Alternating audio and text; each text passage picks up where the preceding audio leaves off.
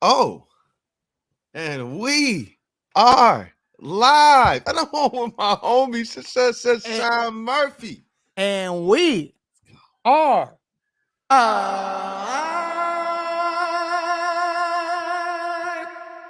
Bro, let's rock. What Let's up, rock. though? What Welcome up, to though?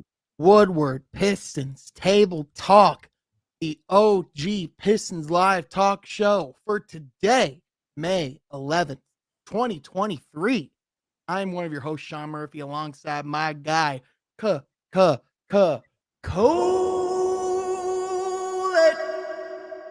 What My up, though? What guy, up, though? What up, though?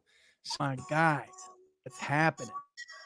I can hear it in the Hey, background too. It's full circle. hey. I was like, get that cue back up. Let's get that cue back up, man.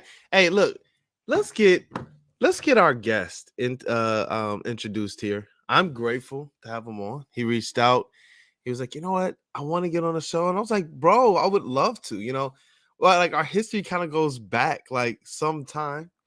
Michigan Sports and Entertainment, did a little bit of writing back then. Yeah. And since then, with your channel, he's done nothing but support the Pistons. He's done nothing but be a good person within the community. And so for me, when he asked, I was like, yeah, I'm gonna have him on right away. I forgot to even hit up Sean, my co-host. But right before the show, I was like, bro, are you okay with him? He was like, look, I've seen a lot of stuff out there, but this account, no, he's cool. He's a cool one. I was like, cool. Let's get it going. Thanks. He's Appreciate cool it. with me. So Enoch, I'm glad that you're on tonight, man. Sean, are we gonna do anything special for Pistons Mexico? Anything with the sound effects? Oh, absolutely. Ladies and gentlemen, joining us from Mexico. Let's go. Mexico. Let's go. Let's go. Bro, I'm gonna go hoop. I'm gonna go hoop right now, son. I could. That's what I'm saying, Totally, man. man. If Mason ever calls in sick or like his Oh, microphone just man. isn't working from inside the stadium, they could just patch me in 2.5 hours away. Like we can make that happen. Bro. At first I thought he was saying he was telling me to get my audio on point, and then once you put it up on screen, then I was like, oh, okay, I got that audio on point. That's a very different statement. I appreciate. Oh no, oh, bro, he's saying you got the audio on point, boy. Oh, I know. I was just saying I was reading it wrong because I'm a dumbass. But anyway, we were just talking right before we got on. Especially being an NBA fan, let alone a Pistons fan, is not a common thing to find. Like it can be hard to find Pistons fans in our state, let alone outside of the country. So I'm just curious, man, how did your Pistons fandom start? Like where did that begin? And how did it drive you to start expressing this passion through social media? Yeah. First of all, I want to thank you for having me in the show. I really love this show. I really love what you guys talk about. I think you're like super real. You're not getting stuff up just to get stuff up. I So appreciate I that, man. appreciate that you're having me. You're having me tonight. And yeah, as you said, it's really really weird for a Piston to be out there. In Mexico, you find a lot of Lakers fans, a lot of Yep. Celtics fans, and recently a lot of Warriors fans, obviously. But Yep. I am a Piston. I am a Piston thanks to Grant Hill. Hey, let's go. Let's go. That's awesome. Do you remember the first time? Do you Yeah, remember the that's first my time you saw a Grant Hill game or a Grant Hill highlight? Like, what's your first Grant Hill memory? yeah, that's my guy. And yeah, I remember a lot. It was 1995, I guess. Yes, and it was a dunk. It was a dunk over. I think it was the Philadelphia 76ers. I don't remember like Hmm. really really well, but it was a dunk, and it got me, man. It got me, and I said, "Who's that guy?" and everybody was like Michael Jordan, everything like that. You know that story. So it got me engaged, and here I am since 1995. I'm a Detroit Piston. That's Bro, awesome, man. Grant Hill. Grant, like that's Yeah. amazing to hear from a perspective. Like Sean, I'm so glad that you're good at what you do. I'm so glad. That was a great question. It was an awesome question, man. But like Grant Hill, hey, Lexi, uh, what up, though? Hi. oh, Sorry I'm late. We're very upset. oh, we're just You like my happy background? That's pretty to epic. have you. dude. This I- is awesome, bro. I just see the big Route 69 sign first. My first Yeah. thought was just nice. I got that for like $30. This chick was going through like a bad divorce with her ex-husbands, and she's like, you can just take it, 20-30 bucks. I'm like, okay, thanks. This is Oh, that's awesome. such a morbid story behind it. Welcome. I love I it. know, it was like kind of like that, but she was just like, it was like, okay, revenge, I got you, girl, I'll take it off your hands. Jeez. Hey, what a return. What It's hey, good to have wait, you can I see back. that? Can I see that cup again? Oh yeah, Oh, Oh, that's there you go. it's seriously like 10 years old. It's so like beat up, but it's one of the old ones. it's I think it was like during the Hoke years, to be It's- honest. So yeah, it's been Oh old. man, that cup has been that cup has seen some man. You're telling me. Yeah, that cup has endured and survived. Oh. I can imagine that some nights it was spiked a little more than others, depending Yeah, on the, back when depending I on the drank for opponent. sure. For Yeah. sure, it had a lot of beer in it. To be honest, it was one of those mugs. So. Yo, that's Oh my awesome. gosh. But, Oh yeah, and I've got my NBA Jam shirt on. oh, there you go. There you go. We like it. We like it. That's fire. Yeah. Fire. But You know, it's so good to be back, you guys. It's been forever. It's awesome. I know that you've been just doing your thing. growing. Man, school's All over for things- the summer, thank God. But I was taking 2 classes, working full time. Man, it's been a busy 4 months. So yeah, I Jeez. wrap up 3rd grade next week. I'm really ready to be done. No, Oh man. oh, Lexi, it's really good to have you back. But really quickly, I just wanted to get back, Enoch, to your Grant Hill story. You said it was in the 90s, and then I was forgetting you were saying that you Yep. caught a Grant Hill highlight, or was it like a game that you tuned into? Nah, it was a highlight, because that time the only games that you could watch on TV here in Mexico, it was the Chicago Bulls games, Yep, man. yep. Only I that. just looked it up, and And it looks, you for highlights then. yep, it looks like in Mexico it looks like the Lakers are at the top of most fans in Mexico with 20% of fans surveyed. Number 2 is the Bulls at 18, and then the Warriors at 10. So you were right about the Warriors. That bandwagon is starting Yep. to go worldwide. John, look, I'm sorry. Look, I got to preempt this here, okay? I got to answer this one. I got to answer for this one, okay? Look. Money Train James, one of our OGs. Welcome. He's wondering where your hat is. Listen, when you got I the saw fresh cut- I saw on the timeline already. I saw a tweet that said Sean's not wearing a hat, and I'm shook. I have hair, y'all. Hold I on, know. I was that's what gonna I'm say saying, something bro. was different, Let me- but I like it. Yeah, that's what I'm saying. Look, he got the fresh cut. He got the Got to like fade. it. Yeah, I was Soon like, as you he know what? popped I on, got I was like, I got the ooh. fresh cut. I don't look terrible today. I was like, you know what? We'll let it rock. And I honestly also wanted to see if people were going to say anything, and I'm glad that they did. So there we go. But anyway, I'm so sorry. We keep interrupting. John DiCaprio, let's go. Oh my gosh, we keep interrupting your Grant Hill story. I'm so sorry. Don't worry about it. I'm enjoying this, man. Awesome. But it was but man, like that really was like not like a popular time to like, like be a Pistons fan. Like was there something about like, like Grant Hill like, was it like the way he played? Was it just like his overall like attitude? Like what was it about Grant Hill that like always like that drew you to him? Yeah, it was I think the attitude and the way he played, man.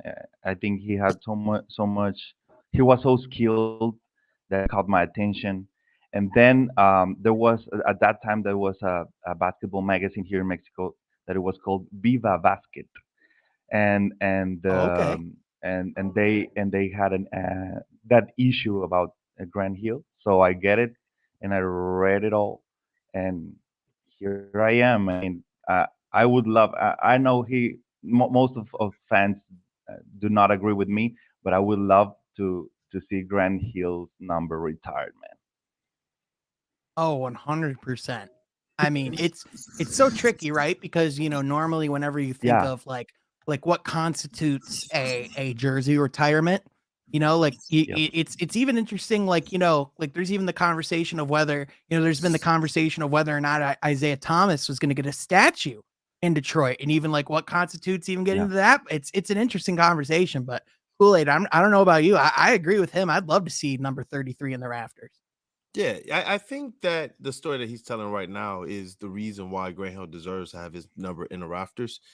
People often equate it to winning. Sometimes it's about impact as well. These Mhm. teams, they say that they want to make an impact to, and on the city. They say they want to make a cultural impact, and that's what Grant Hill did. When he was here, Detroit was on the map, man, and eyes were on it, and Enoch is proof of that. The shoes were selling. Those felines were selling. I had like a couple pairs, Yeah, the yeah, rainbow ones, as well as the red, white, and blue ones, as well as the navy blue and white ones. Sprite, McDonald's. He could just sell anything, man. And he was just a good person to look up to. I believe that he made a huge impact in for just from being in the city, my dad being from there. I remember when Grant Hill was drafted here, the first thing he did was went into the city and started doing different things there to enrich the city. Not just parks, but also making sure that there were literacy programs and things of that nature going on as well. I like Grant Hill. I like what he stood for on and off the court. And I think it's more or less the organization who didn't do enough for him. You can't Mhm. penalize him for that. He did what Yep. he was supposed to do. Yeah. yeah, I'm also not going to yeah. fault a guy for, unfortunately having his physical prime be in the midst of one of the greatest dynasties in the history of professional basketball. That's not a great thing either, especially when they're in your division. That doesn't I do want to ask though, Enoch, just because, that brings up, it was Grant Hill that brought you to the Pistons, but he hasn't donned, the Piston 33 for about 20 years now. So I guess my question Yep. is, what were the things that made you stay a Pistons fan? Like, because obviously, you could have very well been like a lot of people, like outside of the country who levitate towards the other stars or the other winners of the teams that are seeing those success. What made you, what made you, come for Grant Hill but stay for the Pistons? Well, I think I'm a loyal fan, man. I mean, here in Mexico, the number one sport is soccer, and here my team here in the city is Rayados de Monterrey. So at that time, I was watching soccer a lot, obviously, and my team wasn't very good at all. So I remember my family saying, you just need to stay loyal, man. You need to support the team, and the time is gonna come, the time is gonna come. And so I applied that to Pistons, and then I watched Jerry Stackhouse coming to town, and then the trade for Rip Hamilton, getting Chauncey Billups, and all that stuff. And I enjoyed all that going to work team, man. I love that team, and mostly because of my big brother, because he's a Laker fan. So we watched those finals together, and I beat him. I love that. Awesome. That is so So awesome. That reminds me. So my brother and Let's so like go. my brother and I, we Hey, grew I up. got my Billups too. yeah, Yes, sir. Let's Mr. yeah, Big go. Shot. Mr. Big Shot. Uh, Let's go. that guy right there. I that just reminds me. My brother and I were big Pistons fans, but back in the day, whenever it wasn't the Pistons, he would always want to root for whichever team was the exact opposite of who I was rooting for. So, like specifically, I remember Yeah. one Super Bowl literally right as kickoff was starting, my brother came up to me, he was like, "Hey, Sean, which team are you rooting for?" And I was like, "Oh, I'm rooting for the Colts." He was like, "Oh, okay. Go Saints!" Like literally, just so he could know, who to cheer against, so that I could see pain. So I love that brotherly love. That makes me laugh. I that's awesome. Yeah. Yeah, But no, to go so- back to your point so- too, like staying loyal, like it means more. Like when you stay like through all the bad, it's like you're gonna enjoy those championships and those wins so much more. That's what I stay by, like as just Detroit in general. It's like it's gonna mean more to us when all this kind of comes through. So props we're to waiting you and for we're sticking coming. around. We're coming, man. Right, Thank we you. are. Thank you. Well, and it's like even if we're not all from Detroit or in the city, or even if we're not all in the state, like it kind of speaks to the fact that like Pistons fans have this core characteristic trait that we all have in common, where it's not always about the flashy guys. It's not always about, the stars, and regardless of the results, we're going to support, our city and the team that we rep, because we have seen the glory days and we know what those look like, and we know when we're heading in that direction. So, it's just really cool to hear. And, I certainly, I'm sure it's fun for bandwagon fans when their teams win, but like when the team that you're rooting for changes every other year, and then when your team is pretty much always winning, but you don't have a loyal team, I personally don't see how that means as much as rooting for a team for 20 plus years and having that investment. It's just there's nothing like it. Yeah. And honestly, for Nothing me, it kind of shapes my perspective going into this rebuild, because I saw the Grant Hill era. I saw obviously lived through the after the going to work era. And so during those times, we all weirding me out even. Go ahead. Sorry. During those times, it's like Superman just I was just like, man, my forehead's big. Holy. Like, I didn't realize it until without my hat. I'm like, man, I could, man. You could seriously put the making three me other feel bad, cameras man. Now you make on me my bad. forehead. Like we could save a lot of screen real estate here. Yeesh. I'm sorry. Go ahead. I apologize. But going through those kind of eras where you saw them trying to win on the fly, and they just weren't able to put it together. We all said we want to see a real rebuild. And when the process kind of happened, we said, you know what? We will support something that's kind of torn down to the studs and just kind of done the right way, which kind of really plays into the spirit of things. Like you're saying, it's more of a program. It's more of where we're headed and not about the ups and downs of game to game and things of that nature.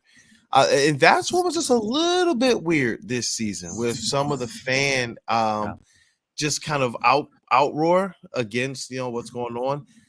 I hope that a lot of people can start to put into perspective, when you look at some of these past eras, just exactly what the Pistons are trying to do.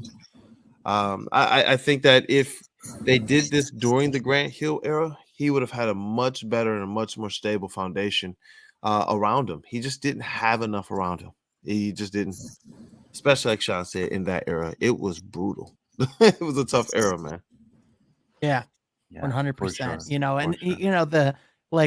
It certainly can be a little weird, sometimes going on Twitter with like the fan interaction, but that's why we're grateful for people like Enoch and Lexi as well, like and just the people that are in this community, just because there's a lot of knowledgeable fans, but at the same time, a lot of fans that will call out BS when they see it, which we love here at What We're Pistons. We here in Detroit call BS when we see it.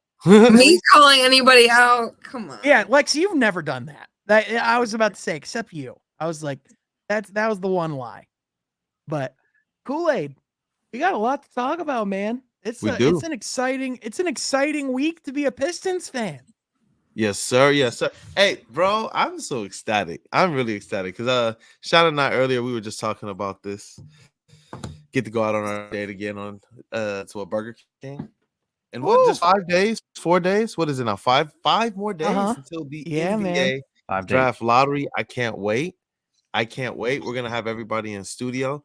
Lexi, I hope you got time on that date. I've been just kind of sending out feelers to everybody, like, hey, it's really a Burger King party, don't know man, what's for our coming. guys. Yeah, I do. I do want to be there. I just can't be out late because I have to wake up and leave for a festival on Wednesday. So it's gonna be fun though. I'll be here for it. The always epic Go Blue Lexi. I love it. Have you guys? Just out of curiosity, do you guys go on Tankathon and never do the Tankathon spin? Because every time I do, it makes me more stressed out because I don't know what it is, but my site is so gifted at giving me the Pistons at 5. Like it's like death, taxes, and whenever I roll, the Pistons are picking 5th. Like I don't know what it is. They were 5th last year, right? Yep. Yeah, that sucked. Yeah, and Rod was like, "Hey, let's start doing it on the show." So on the last Woodward Pistons podcast this past Wednesday, we did it. Did the drum roll like number 5. Wah wah wah. Rod, I was like, Rod, let's do a collective Tankathon spin right now. All right. Go for it. Hold on. Go for it. Yeah, pull it up so before we get into this into these topics, man. Yeah, we got to do a couple spins. Here we go. All right, I'll share it. All right, Oh, here we go. boy. Tankathon. Here we go. Very first one.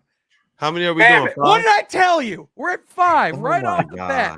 Are you Second one. serious? Hey, again. Okay. Hey, All Do it right. again. All right. We should probably stop while we're here, but Rod does 5, so we're gonna do Stop 3. We got to more. do 5. Yeah, so we had 5, 1, Shout out Rod Beard. The 5. Mother. Oh. All right, so 5, 1, Is there 5, no in between? 5, mother, and then 5. Like what? Are you kidding me? Dude, I tell you, whatever. Like, don't let me be the person that represents them at the lottery or the person that spins it, because Man, whenever now I y'all got touch me out it, here looking we like get a Eldon 5. Campbell, bro. Like, if I swear, man, I know. Do it. I know, like we like Troy Weaver, like no matter what happens in that lottery, we are in a great spot. And we have, fantastic prospects. We can still get a really good player that can help us now. But man, I was saying this. I don't know who I was saying this to, but it's not like last year to me, where there was still a Jaden Ivey that could potentially slip into your hands. Like there's not that type of player that's going to be available at 5 in this year's draft. It's a better draft class, but it's way more top heavy than it was last year.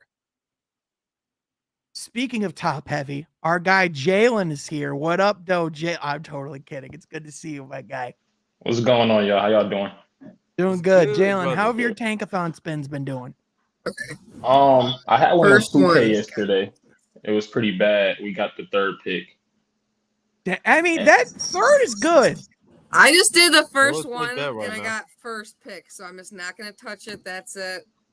We're done. We're getting the first pick. We're good. I think we just did 5, and I think literally 4 of them I got the 5th pick, and 1 of them I got the 1st. I think I just got perpetually screwed there. But I just want to do a pulse check. Yes. Like, how are you guys feeling going into this lottery? Go ahead, man. I mean, I was going to say that Big Ben is going back again, man. So we're going for number 1. Yep, that's exactly it, man. I mean, I remember when Ben told Vic that he was going to be representing the Pistons at the lottery. I remember when he said that. I'm just relieved that became official today. Did you I guys just remember when we realized we got the first pick. Man, Yeah, it did was they know so, something? What's that? Do they know something that we don't know? Like would they send Ben Wallace all the way to this thing if they didn't know that they were getting Wemby? I mean, they sent Rip all the way there. You think he was looking to go there for a top 5 pick last year? Look, man, Rip, he looked like they knew already. Rip knew. He was like, look, we're getting Ivy. It's good to go. It's okay. This is the year that we need connector part. I guess Rip is more of a calming smile. Like if they don't get the pick, Rip. Oh yeah, he wasn't gonna be mad. He He looks like a guy that goes like, "Gee, That's okay. We'll get him next year. If Ben's like, I flew all the way here. Like it's not I fly as if Fear it's the far throw. from. It's in Chicago. It's literally just like a 4-hour drive from Detroit. I drove all the way here. I flew 20 minutes just for I us. love this comment, bro. Rip name says it all. It was dude from the start, bro. They was Yeah, just letting us exactly. know. Exactly. I mean, listen, man. There is no harder photo in sports or in the last few years of sports than when Ben just sat there with holding up the one after we like just the mean face. Oh, I'm just it like no matter what happens, I'm just excited to see Ben at the lottery for us again. But it's Yeah. I know Steve will also tell you there's a lot of really good players available, but I mean, I don't know where you guys are at, but I mean, I am just praying for top 3 this year. I really am. Yeah. I if they drop, Troy They're is still always gonna gonna be find okay. somebody. It's gonna be okay, but you want the transformative, you want the acceleration of this restoration of this rebuild. I want to see what this looks like with Wemby. I want to push the nuclear option. That is it.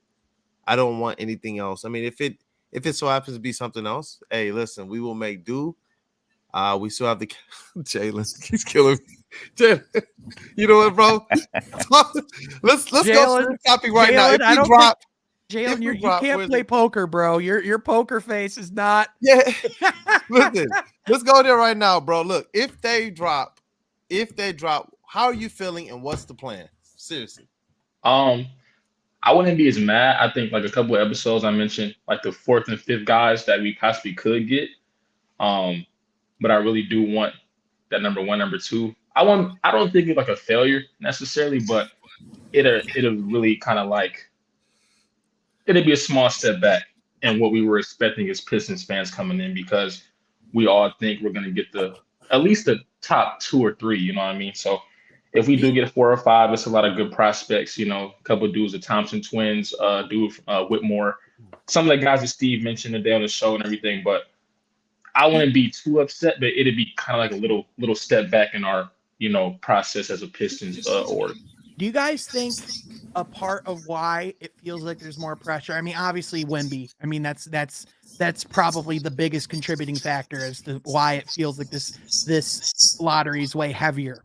But you also think it has to do with the fact that last season, going into this lottery, no matter what happened, even if we got a top 3 pick last year, it was like, well, we have Cade Ivey, or like we have Cade Cunningham, and we finished the season awesome going into the lottery last year. So, like it's one thing to go into the lottery going off of that type of season, and it's a whole other thing when you're going in with the best lottery odds because you had the worst record in the league, and you were riddled with injury, and you were riddled with just bad luck after bad luck after bad luck. It's like, it's you go to this place because you just expect bad things to continue to happen to you because you think because you live here it's meant to happen, right? That's just where we all go, right? Yep. Let me just put our trauma on the today? table collectively for us, okay? Brother, like it's Thanksgiving. Do you know what I was looking at today when I was looking for that picture of Ben Wallace holding Other up the than number pictures 1? of Wemby, because same. You know what I saw first, and you know what? We'll talk about those later, but not those pictures. The other pictures. Hold on, man. I was looking at the picture of Troy Weaver in his first draft when they dropped. Those pictures. I can't wait till Kool-Aid in the birth, bro. I really can't. But no, I was looking at the first year when they dropped in Troy Weaver's face, man. And it was just what the resolve was, And it was that. And I understand how that draft went. Killian, Sadiq, Isaiah Stewart. And a lot of people, they want to kind of rag on that draft. They want to kind of tag on that draft. They want to use that to try and criticize. But for me, it was the foundation. It was the core 4. And what Troy has continued to do since that time is continue to kind of update and upgrade and upgrade and upgrade on that to the point that no matter where he's picked, no matter what cards he's been dealt after that, I've messed with every single pick that he's had since that first one, and I still get with the Killian pick. Obviously, we would love to have Tyrese Halliburton if you go back and redo the pick. But Isaiah Stewart, Sadiq Bey, where they were picked, how they were picked. Look, man, those are good picks. Those are solid picks, especially for players that generally, when a new GM is coming in, the Bruce Browns on those teams are generally swept away. Like Spencer Dinwiddie was just kind of swept away, right? For what? Something that didn't pan out. Do y'all understand like how kind of crazy it is that he was able to kind of sweep away Bruce Brown for a Sadiq Bey or Isaiah Stewart and Luke Kennard for these players in return? Like, so it's like, all right, I do not want them to drop. If they do, I believe we have the right GM in place. He's kind of shown that. I believe that this is the draft where it's a little harder for him to kind of Killian this thing. You know, if there's a Halliburton underneath, I do believe this draft is a lot more deep than I initially thought. It's very and extremely top heavy, but this is a draft, in my opinion, to have multiple first round picks. If you're not in that top 1, 2, 3, if you're the Pistons, this is the year to go on ahead and say, you know what, Orlando or whoever, let's do this. Let's get the deal done. Let's take a couple stabs at it. I think even, like, and I think, like an underrated aspect as well. And, I know this isn't a flashy thing to bring up, but the Pistons have, the Pistons not only have the best odds at number 1, but they also do have pick number 31 as well, which for all intents and purposes is the closest thing you can get to a second first round pick already. So he's going to have opportunity to add serious draft capital. I mean, Isaiah Livers, he got in the 40s. So, they're like, it's genuinely possible to get value there. And yeah.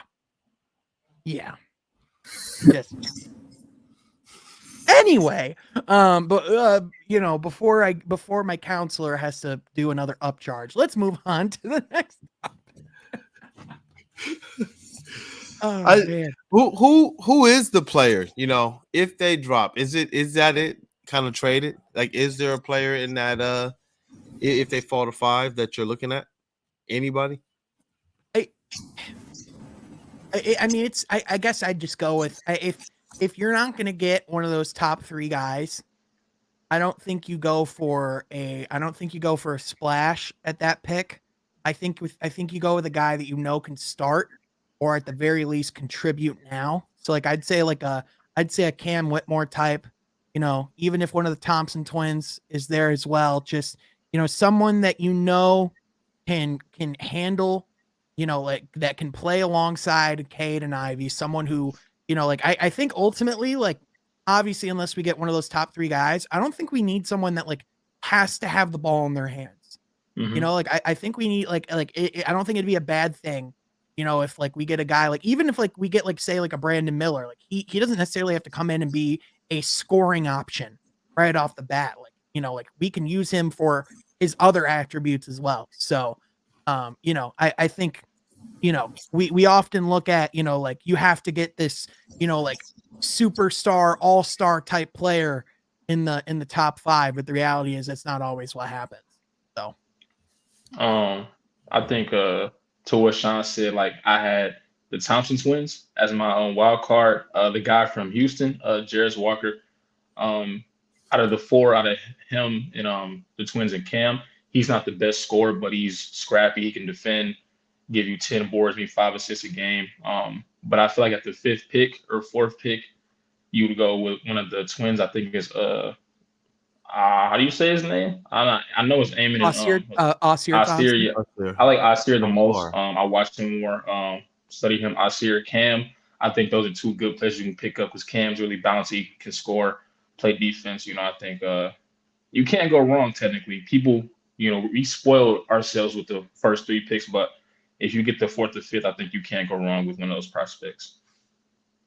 I keep going to Twitter and hitting my notifications and seeing that there's a new tweet from Shams, and I go, ah!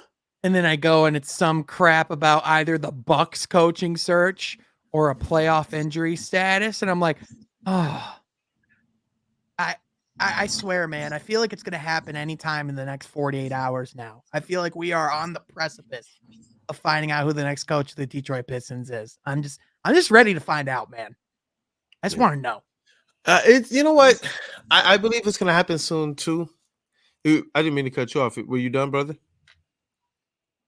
Sean? Oh, no, you're good. You're good. Oh no, I was gonna say Rod. He dropped some interesting nuggets. And he said that these are the three that are effectively meeting Tom Gores right now. And if one of those guys absolutely blows that interview out the park, then those guys that guy has an opportunity to become the head coach. But this isn't the three finalists. This is three of the finalists, and that there's still some searches still underway, which I actually thought, that's pretty nuanced. Now, I'm with you, Sean. I'm ready for them to get this thing going. I'm ready to see the direction of this team, the philosophy, kind of where their minds are at as an organization, and the coach, what he's coming in thinking he has to do. But to be able to hear that, because we were all kind of getting locked into Ali, as well as oh my goodness, why are the other two slipping my mind, Sean? Charles Lee and Jaron Charles Collins. Lee and Collins. Charles Yeah. Lee. And Collins is my favorite personally. I know, Sean, you said I think similar as well. But are there other names that you would want them to be able to consider if this wasn't the final three? I mean, to me personally, if you're not going to go, if you aren't going the route of a proven young, like up and coming coach, which I think all these guys fit that bill, then otherwise you go towards a guy who has like one of the proven coaches that's out there. But the question is are you in love with the Frank Vogels of the world? Are you in love with are you in love with the Nick Nurses of the world, which we know that just isn't going to happen. That's a full stop just right at the beginning. Are you in love with Mike Budenholzer, which yes, as much as he builds winning programs and can be has cultures where they just win games, we've also just seen him get out coached in playoff basketball time after time after time again. So, I mean, I personally think that, I think there's some credence to the fact that the Pistons are probably still doing their due diligence. It probably, that probably leans towards, some of the reporting that we've heard before, where the Pistons are also going to wait to see what happens with the playoffs a little bit. I think with the Mike Budenholzer coaching decision, I think just going and saying hey, are there any other coaches that potentially, could become available? Because it's in particular, I feel like once you get to the third round, your job's safe. I feel like the second round is the last time we can see a coach really get fired. If you're one of the final four teams, it's hard to lose your job after that, right? We've only really seen Dwayne Casey have that happen too. And even then, he was screwed when that happened to him. So, yeah, it's just What's the name all of that to the coach? say. What's that? I'm sorry. Go. Well, I was going to ask, what is the name of the coach from the Nuggets? I forgot his name. Oh, Mike Malone. Mike Malone. Yeah, I think maybe I don't know what you guys think, but I think that if he doesn't make it to the finals, he might get fired. I mean, it could happen.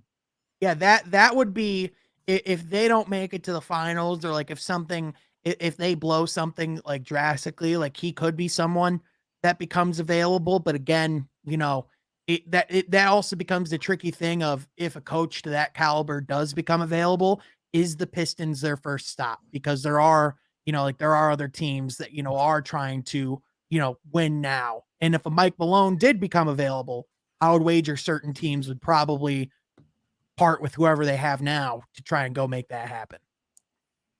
Yeah, that's a great point. It's not like this is going to be something where it's no competition. Who knew the Bucks were going to be looking for a head coach? Right. So you're exactly right on that one. That's going to be a very, very key thing. The top candidates that are going to be coming, and sometimes Troy Weaver, that puts a coach in a position, or the GM in a position, to where he really has to kind of just be exactly like he said with his restoration. I'm going at my own pace. If he's sitting around kind of waiting, and now I see why he was the way he was at the exit interviews, waiting on other people.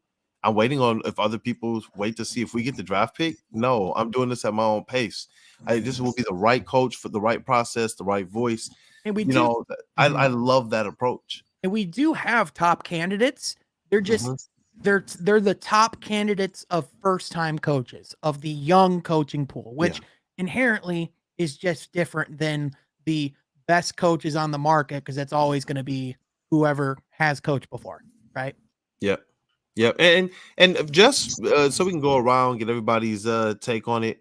Enoch, who's your favorite candidate of the top three, or of at least this top three? I think I'm staying with Charles Lee, man. I think he has what it takes to elevate this team to not like a super high level or like winning culture, but like they can go together, like growing together. I think they can go grow together. And for the things that I've seen on the internet, I think I mean, he's a good coach. I mean, he has a good relationship with players, and I mean, I think he's my favorite. And if not, maybe Kevin Ollie. I stay with Kevin Ollie. That's fair. That's fair. And I think Charles, like, I also like I like all three of these candidates. Like, I think I would be I'm going to be thrilled with whichever one of these three, would be the coach. Alexi, I'm Yeah. curious. Do you have a preference of these three candidates? I'm still like a little freaked out on the Kevin Ollie stuff. I know I kind of talked about it in a space like recently, just because, just there's not a lot of, substance there to like base it off of. But, of these three, I agree. Charles Lee is probably looking like the best option of what is available and like showing right now, and probably who I would think of, not saying like, oh, just settling, I guess, like that's someone that I feel like they could really benefit from in the long run. But I'm just not set on the Kevin Ollie. I really hope that doesn't happen still. So I would say to a lot of the concerns that are out there about him, particularly, I think like a lot of people bring up like a lot of the losing seasons that they went through in UConn. Like, I would just bring up and just remind people of the fact that college was going through a really weird, turbulent time at that time. Like, they changed, like they went to like a super obscure conference for like going from the Big East when like during his tenure. And in addition, just the circumstances of his release, the fact that there was a settlement for, wrongful termination that ultimately came out, it just makes it way less black and white than he just was fired because of losing. And also, it's hard to measure success with the overtime elite stuff. I think the big thing to remember with Kevin Ollie is if he is indeed the candidate, Troy Weaver spent years with him in Oklahoma City. And this is a guy in Kevin Ollie who Kevin Durant says shaped his game. So if you're hiring a guy who Kevin Durant said made him who he was, and that's the guy you go with to bring discipline, development, and defense, I'm not complaining necessarily. You know what I mean? I don't think that's as crazy of a proposal as people make it, as people initially think it is. You know what I'm saying? It's definitely a risk because he's not like a current NBA assistant coach. But it's tough because it's where we're at. I feel like it's so much uncertainty, we're like, we're in the middle of this like rebuild, and I feel like everything's so fragile that I just want to make sure they're going to make the right decision, but I trust them. It's just scary. Now, I did want to talk about this comment on the screen as well on the last pod. Rod Beard, I was leaning heavy towards Collins, and I'm still kind of, slightly or a little bit leaning that way. But the case that Rod made is this. Yes, Collins has his pedigree with the Warriors. Yes, he's getting his pedigree with Willie Green. I am a huge Willie Green fan. Rod Beard covered Willie Green in high school and a little bit in college as well. So he's a huge Willie Green fan. He understands his pedigree and understands that, Jarron Collins has come through that way. He has this kind of player development and defensive rep. But Collins has this ability, being about 6 or 7 years younger, and this kind of a little bit different voice from everything we're hearing, to be able to resonate and connect and grow with the players. And that, to me, when you're talking about a rebuild of players who are here from the start and not going to work players who are mature, where you can switch the coaches up because you need to fit them, this is a little bit different, where we're looking for that Brad Stevens of things, that Coach Spo of things, that Greg Popovich of things. Who's going to be here? Who's going to grow here? because you're not trying to make this hire. Troy Weaver's not going to say, yeah, I'm ready to get this hire wrong so I can get a new coach in like 4 years when the team is really ready to win. He has to come here right now and make a decision on a coach about who's supposed to be here forever. And and whether that is Charles Lee or Collins or Ali or whoever, we believe and trust that Troy's going to make that right decision. But he did get me kind of thinking about who Charles Lee could be. But Collins, man, he's very, very attractive when you talk about the Golden State Warriors not really having a better defense than the times when he was there. Like, he got them to play defense, bro, at a championship level. I'm just saying, I don't know what you're talking about. I love Sean. Hate you. No. Jalen, bro, do you have a favorite, man? I mean, listen, I mean, there's great arguments and cases to be made for all of them. For me, when I lean to Jaren Collins, I look, they all have playing experience. They all have some form of coaching experience. Collins in particular has been a part of winning cultures and, the Warriors dynasty, helping and shape the defensive aspect, which was the backbone of what made the Warriors as good as they are. I think in addition, he's a Stanford educated, military background, just no nonsense type guy, has helped guys like Jose Alvarado, Herb Jones in New Orleans, develop. And, they have a top 5, top 10 defense as well with the Pelicans. And, this is a guy who, the guys in Charles Lee and Kevin Ali, those were guys that were at the top of the list before the process even started.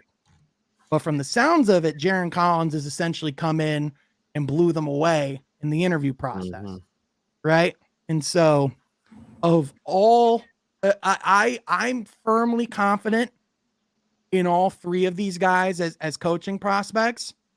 But of the 3, if you're asking me which one both looks like a head coach right now and is the most likely to be a successful head coach, Jaren Collins, he just carries himself like a head coach.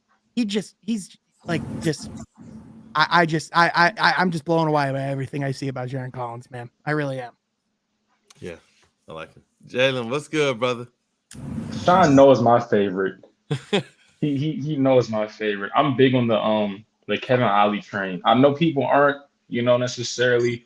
I've seen the tweets like, we don't want a preacher or pastor on our team. You must only know X and O's. We don't need a coach who mentors players.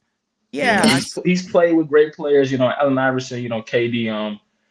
I don't want to compare his UConn success to like NBA coaching, obviously, because you get kids for 1 to 2 years, they switch out, things happen, conference, stuff like that. But he's won a national championship, like we know, a good vet in the NBA. I think it'd be good. I know a lot of people want to compare the overtime elite stuff to the NBA, which is fair because they're younger. It's not the NBA, but I wouldn't be too mad if we got him. I love Collins. I was a Golden State fan when he was over there coaching those defenses up. I love that. Charles Lee was under a winning coach in Org for a good amount of time. So all 3, like you said, Sean, I don't really think are bad, but for some reason, I'm just really big on Kevin Ali. I don't know. I think he just seems like he can probably work more with our players. And I know Troy Weaver knows him too, or knows him as well, was under him or with him over there. But I don't think the Kevin Ali disrespect is necessary as much because like Twitter they're just not going for and stuff like that. But I don't think he's as bad as people, portrays him to be. So I like to see Kevin, but all 3 are good for me. I'm content with either of the choices. Yeah, when you cut out for a little bit, I was just saying I think the hate for Kevin Ali is a little too much, and I also think we also drew too many conclusions from when the report, because the report was Kevin Ali was currently the front runner as of last Friday. That doesn't mean Kevin Ali is finalizing a deal to become the next head coach of the Detroit Pistons. That means as of that time last week, Kevin Ali was the front runner. This week can quite literally change the entire trajectory of the coaching search. I mean, it's one thing to bring those guys in the office. It's another thing to fly them to Los Angeles, go to Tom Gore's home, meet with him personally. Like those are different interviews. Not that I know anything about them. I just know they're different. I'm not a coach. I told Rod the same thing. I was like, man, that means something. I don't know what criteria he's using or what it is, but it's gonna mean something to the matter. You know what I mean? And honestly, generally when he's done things like this, it's become like the final. Like, so I'm expecting there to be news. That's just me personally. I'm expecting there to be news soon. This coaching search, and for us, honestly, to get behind this coach, no matter who it is. You know, just to speak on Kevin Ali, when I actually got into like looking into his background a little bit more beyond just the UConn stuff, it was like, okay, yeah, the overtime elite stuff, you kind of see this is a guy who loves basketball and player development and connecting with people. And these were the qualities and the characteristics that followed him before he ever left the pro game. He was somebody that was considered professional. And it's like kind of being from that era, I remember him playing. Like, I remember seeing Kevin Ali play the game. He was always somebody that carried himself a certain way, but he was always one of those guys too that would get up in you. He all up in your jersey. He was feisty, and I liked him. I liked him as a player. Philadelphia 76ers, among some others. But I don't know. I think that he has some qualities as it relates to you see it in some of those videos, the fire that he brings, the passion that he brings, the care that he brings, and the ways that we know that connects and resonates with people. He just has that. And you could tell that it's authentic. It's not something that's contrived. He's not just yelling and making noise. I feel like he really, really, really, really wants everybody that he's working with to get better. And that's kind of been the report from other people, like some of the people he's kind of already worked with. So I like him a lot. I think that all of these candidates are fine. People have to remember we have so much coaching in this organization right now. John Beilein, Dwayne Casey are still in the building. Yep. He said that this next coach wasn't necessarily because they needed a new voice. That's what they said verbatim, that they already have the voice, that Casey was doing what they asked him to do, and the next coach will do what they asked him to do. They just need somebody who can connect with the players, somebody who can continue to guide the ship, somebody who can come in with maybe some different offensive wrinkles and things of that nature. That's what they're looking for now. Maybe motivate different defensively. That's kind of what they're looking for this next coach, and to be able to be the person to grow, because this is what we know. Beilein and Casey, you're not going to be there forever. Right. So I'll say I'm disappointed they never got back to me on my application. However, I will be happy for whichever candidate ultimately gets hired for this position. I won't be sitting there refreshing Indeed, being bitter or upset about it at all. Imagine if that's like a thing you could like go and like apply online, like head coach, Detroit Pistons. Like I remember I know like college football coaching jobs, like some of them require that you post them out publicly on a website. I forgot, like I thought someone like posted like that they like applied for the head football coach position at the University of Minnesota.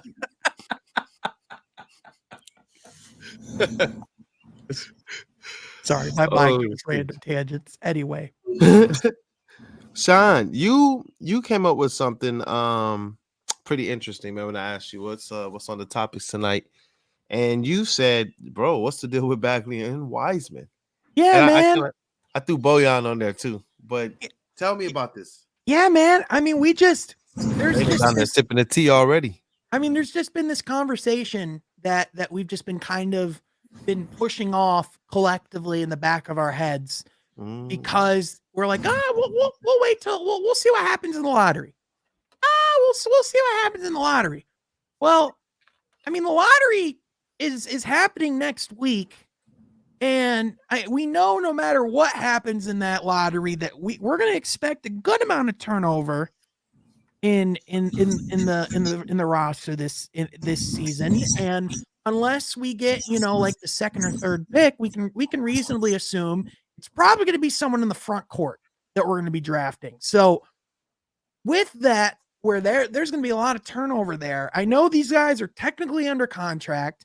I know James Wiseman, has only been in Detroit for really half a year, but I mean, what happens with these guys? I mean, have we seen enough of James Wiseman to say he's our backup center going forward? I mean, we all can agree Jalen Duren is, as of right now, the franchise 5, right? Like as of right now, he has earned that with everything that he's done. But with that was such a respectful way to do that, Sean. He's just way better than those guys. I'm sorry, he's way freaking better. And then sorry, that's not the question. and then Isaiah Stewart had, his game's more versatile than those guys. That's my nice way of saying that Bagley and Wiseman sometimes can't defend for. But with that, like I brought up before, how I could see maybe Marvin Bagley, and Wiseman, like their contracts potentially being a part of sign-in trades. I could see the Pistons, making moves, like with their salary cap. Like, I'm just wondering, do you guys see Marvin Bagley and James Wiseman being on the roster by opening night?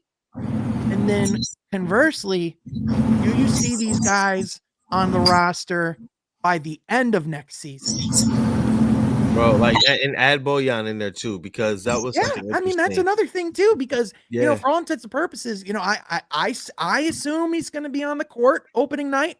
I assume he's going to be on our rotation because, it's still hard to replace a player with that much value. But again, they could be making a lot of changes. Yeah. Lexi, how you feeling about that one, man? I don't. It's just a lot right now, right? Like it's like because it's like you could just go so many different directions. Yeah, it's just there's just like that's what I'm saying. Like you just don't know what's gonna happen right now, and so it's just waiting it out. I just have to be patient in all of this, like with being a Detroit fan in general. Like we know how it is, but yeah. How about, I feel like you're like Doug right now. Let me how about this, Lexi? You have a preference. Is there of the two? What would you ultimately like to see? Would you like to see Bagley or Wiseman or both on the roster or in new homes, or what would you like to see? What would be your ideal scenario?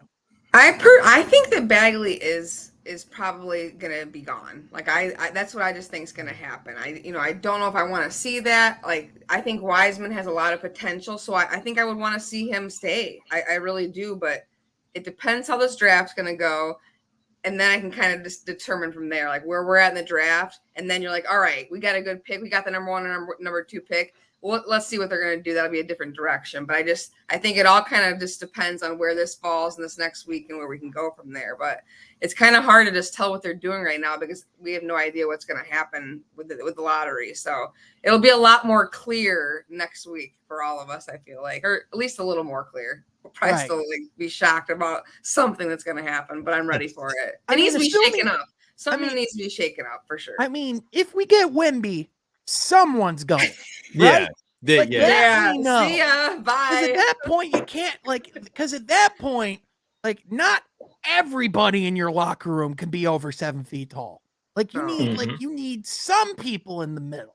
Bro, do not test Troy Weaver, man. I was just about to say, man. I was like, I should not be underestimating the Detroit Pistons. These are the people that in the year of the Splash Brothers emergence, they put out Josh Smith, Greg Monroe, and Andre Drummond. Okay. Like when the league zigged, the Pistons zagged. What was the backcourt? Wasn't it like everyone was like 6'5" and taller or something like that on the whole team? From like Rodney Stuckey. That is a great question. I thought they let us go back and let's go back and wasn't that's what they tried to do Brandon this Jennings? year, remember? It was supposed to be Killian, 6'5", Cade, 6'7", Brandon right? Jennings was a part of that, I believe. That was such a dark time, bro. This was 2014-15, correct? Yeah, that was a really dark time. Let's just not even talk about that. No, let's dive right into it. This is what the people came for. It's not far-fetched. I mean, if we get number 1, if we get number 1, I think Bagley's going next week. Oh. Like it'll be quick. I think if we get Victor, Bagley's gone off the rip. Not even close. Wiseman has the most upside out of the two, I think. Yeah. So he'll stick around. Bogey might be going too. I'd cry if we trade him. So it was so the 2013-14, I think, was the first year that they brought out the Josh Smith lineup. And John Lure's crazy. and This is just not making me happy right Well, now. you guys- I'm just not feeling this. The vibes are not here, Sean. all right, you guys ready to hear what the backcourt was in 2013, 2014? Oh my gosh. All right, so some of the backcourt members included Brandon Jennings. Ooh. We got Will Bynum. We got year 16 Chauncey Billups. This was his final season. This was his retirement year. This is God, when that's he so came sad. Back. This was when he came back to Detroit Wow. for his final year. For the last I remember, ride. guys. I remember Joe Dumars saying that he was trying to make it right with him for trading him for Allen Iverson. Come on. That will never be made up. We'll never. Oh forget. yeah, no, never. Wait, It was wait, one of the wait. worst days of my Wait. life as a Pistons You fan. make Hold on. it You up. want to hear this whole I'm roster? putting him on that squad, bro. You want to hear the whole roster? Because like I'm telling you, it's Disrespect. there's some legends in here. We got Chauncey, we got Will Bynum, we got Contavious Caldwell Pope, we got number 13 Gigi Datome, we got Andre Oh my Drummond, I we can't got believe number it's not butter. 55 Josh Harrelson, we got Brandon Jennings, Jonas Jerebko, Okay. Tony Mitchell, Greg Monroe, So bad you named Jennings twice. Kyle Singler. Brandon Jennings. Oh my gosh. Don't Jonas even get me started Jerebko, on him. I'm Brandon sorry to Jennings. him. Charlie Villanueva.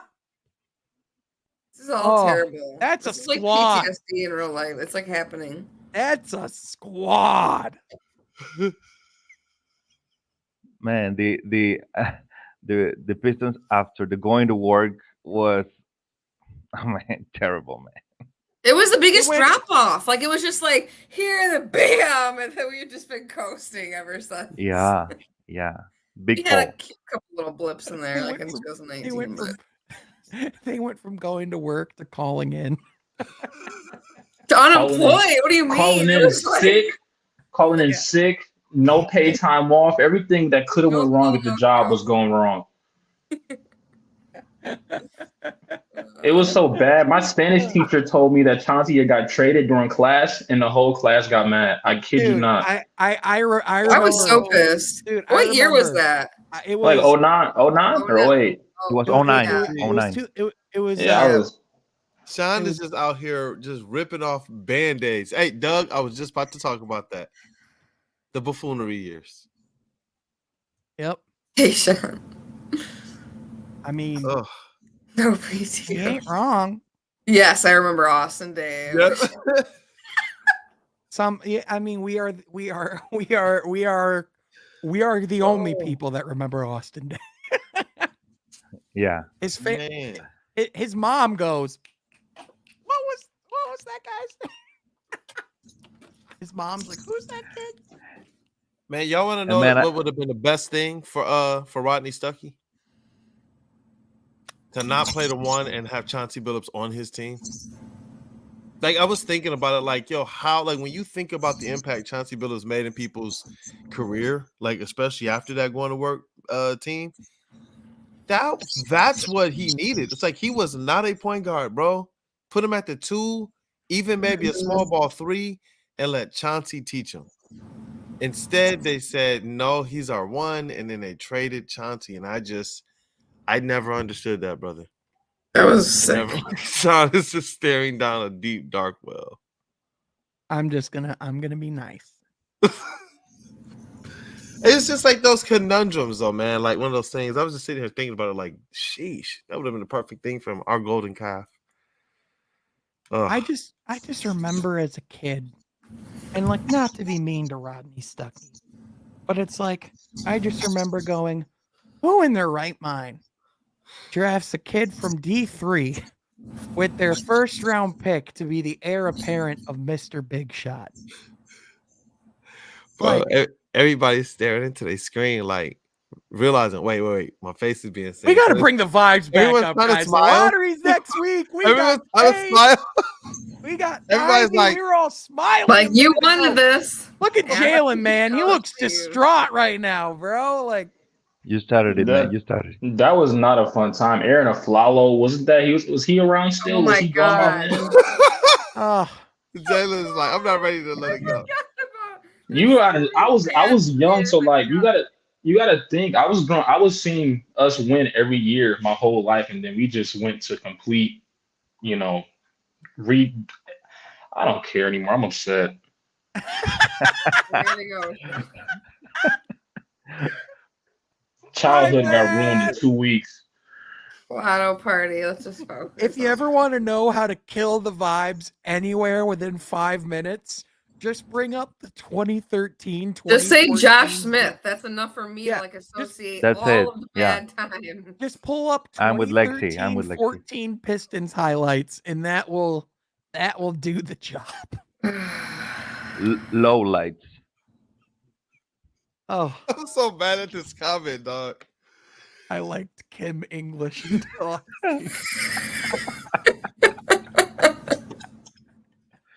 Please. We Please. talked about Kim English the same way we Please, man. talked about Killian Hayes.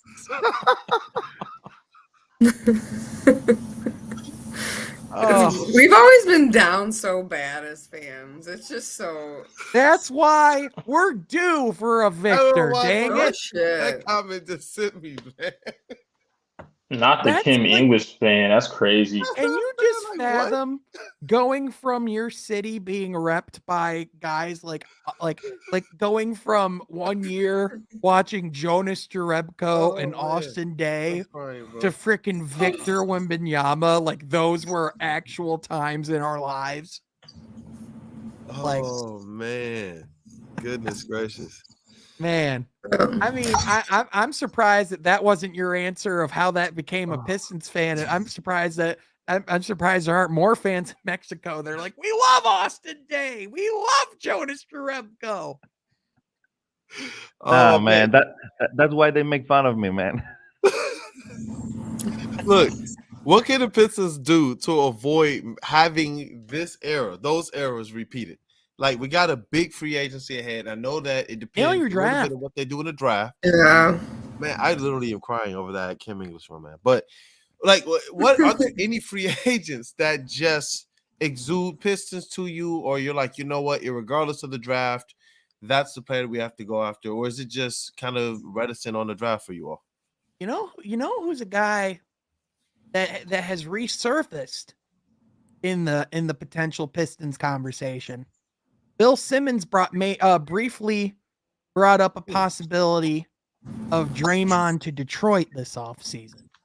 And I saw Jack Kelly starting that conversation. I know Kool-Aid that we had that conversation a little bit last, but I believe the last time we talked about that was pre-punch. And I think we all know exactly what I mean when I say pre-punch. So post-punch, what would be your thoughts of Draymond in Detroit? Here's what I'll say. Draymond, if you have been watching these playoffs, all you have seen is how good Draymond Green is at basketball. In particular, how valuable he is to a team. In my opinion, if we're gonna go get a veteran who we're unsure about what he can bring as far as offensive production, I'd much rather go and take the Draymond swing than I would the Dylan Brooks swing. I'll make that argument. I mean, God, yeah. If that's the choices. Absolutely. Well, if you're interested in Dylan Brooks, I say go the full mile and go get Draymond. Like, that's my opinion. That just like reminds me. I just feel like we always get players like way after their peak, like on their like downfall. It's like we do that with like so many. Allen Iverson, Derrick Rose, like all these players that are way past their prime, and it's like as much as he works I feel like Draymond works in that system so well. Not saying he's not a great player. He is. He's probably going to be in the Hall of Fame. He is very good, but like, I just don't know if it's like still there. Like if he leaves that system in which he's been his forever, you know, and then just I don't know. What I would argue though is in so many ways, Lexi, Draymond is their system. Like you can like if you've watched the Warriors like over the last few years in particular, like if for like odd games like Steph Curry or Klay Thompson, like if one of those guys misses games, the Warriors for the most part they can still run. Like obviously it's a lot harder with Steph out a whole year, right? But like even last year, like they had Jordan Poole, they had like guys who can like replicate that role.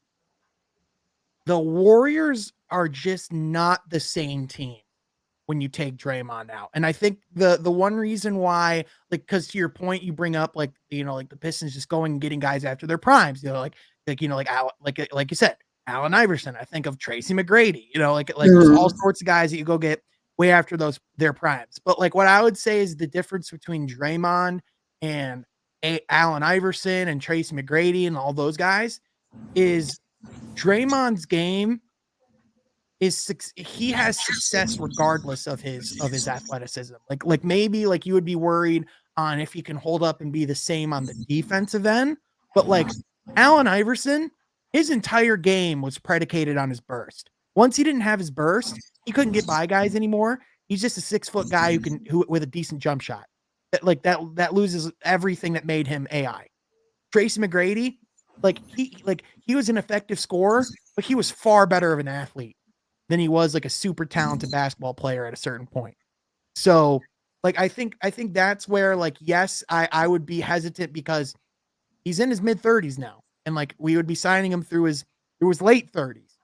But I think of the guys that you would be getting in the late stages of their career, I think Draymond is like the most likely to come in and still be successful, if that makes sense.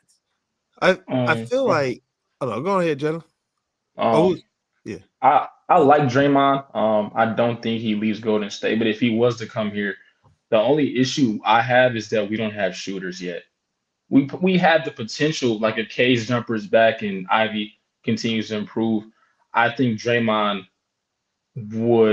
it'd be harder for him to adjust, not to the game like a ball because it's one of the highest IQs in history, but shooting wise, we don't have that for him. And he's used to that. So if you just take him and put him maybe in Boston or LA or even like Philly, it's no shooters there either. Like I feel like he needs shooters to help him.